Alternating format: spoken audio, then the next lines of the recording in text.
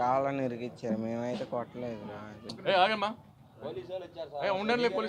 ఇబ్బంది పెట్టలే కానీ భయపెట్టించారు సార్. విజయవాడలోని అజిత్ సింగ్ నగర్లో ముఖ్యమంత్రి జగన్మోహన్ రెడ్డిపై గులకరాయితో దాడి చేసిన కేసులో నిందితుడైన వేముల సతీష్ కుమార్ ఆదివారం సాయంత్రం ఇంటికి చేరుకున్నాడు. ఈ కేసులో అరెస్ట్ అయిన అతడు ఇప్పటి వరకు నెల్లూరు జైలులో ఉన్నాడు. హైకోర్టు బెయిల్ మంజూరు చేయడంతో ఆదివారం అధికారులు జైలు నుంచి విడుదల చేశారు. న్యాయవాది సలీంతో కలిసి అతడు వడ్డెర కాలనీలోని ఇంటికి చేరుకున్నాడు. ఈ సందర్భంగా సతీష్ కుమార్ మాట్లాడుతూ ముఖ్యమంత్రిపై రాయి దాడి ఘటనలో తనకు సంబంధం లేదని తెలిపాడు. జగన్ బస్సు యాత్రను చూసేందుకు తాను వడ్డెర కాలనీ ఆర్చి వద్ద నిలబడ్డానని తెలిపాడు. కావాలనే తనను ఈ కేసులో ఇరికించారని వివరించారు. మేము ఆ రోజు మా ఫ్రెండ్స్ కటింగ్ చేసుకుంటున్నాం సార్ ఇక్కడ ఆర్చి దగ్గర. అయితే పోలీసులు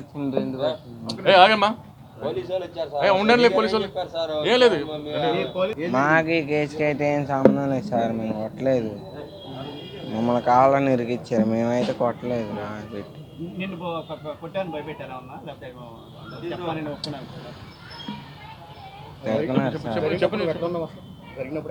అసలు మేమైతే అక్కడ ఏం కోలేము సార్, మేము కొట్టలేదు.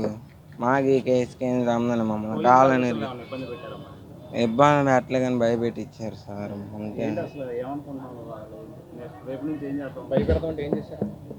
అంటే గన్ల దగ్గర పెట్టి భయపెట్టించారు సార్, అంతే. మా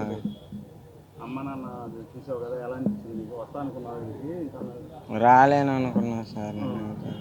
సతీష్ నేరం చేయలేదని ముందు నుంచి తాను చెబుతూనే ఉన్నానని న్యాయవాది సలీం వెల్లడించారు. సతీష్ని బెయిల్పై బయటకు తీసుకువచ్చానని, ఈ కేసులో అతడికి తప్పనిసరిగా న్యాయం జరుగుతుందని తెలిపారు. ముద్దుగా పట్టుకొచ్చారు. మరి దుర్గారావుకి కూడా ఇక్కడ నుంచి డిస్ప్లేస్ చేశారు వాళ్ళు. అదే 2-3 డేస్ తర్వాత ఆయన కూడా వదిలేశారు. సో ఈ కేసులో జగన్మోహన్ రెడ్డి అటాక్ కేసులో సతీష్ కుమార్ జైలుకి వెళ్ళిన తర్వాత నేను బెయిల్ వేశాను. బెయిల్లో వాదన ప్రతివాదన అయింది. ప్రతివాదనలో ఏమంటే గుల్కరాయి ఉంది కదా, అది వెపన్స్ కేటగిరీలా రాదు, వెపన్ లిస్ట్లా రాదు. అది అందుకే అది హత్యాయత్నం కింద మెన్షన్ చేయరాదని కోర్టుకి గట్టిగా వాదించాను.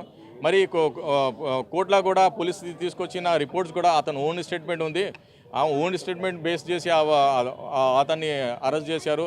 దాని తప్ప ఏం లేదు అని నేను వాదించాను.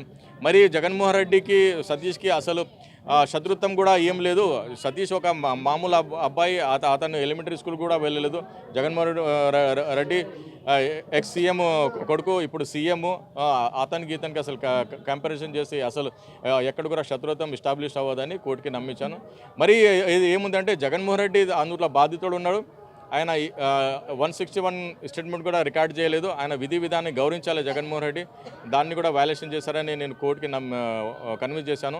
సో ఆ బేస్ మీద కోర్టు నమ్మి అతనికి బెయిల్ ఇచ్చింది.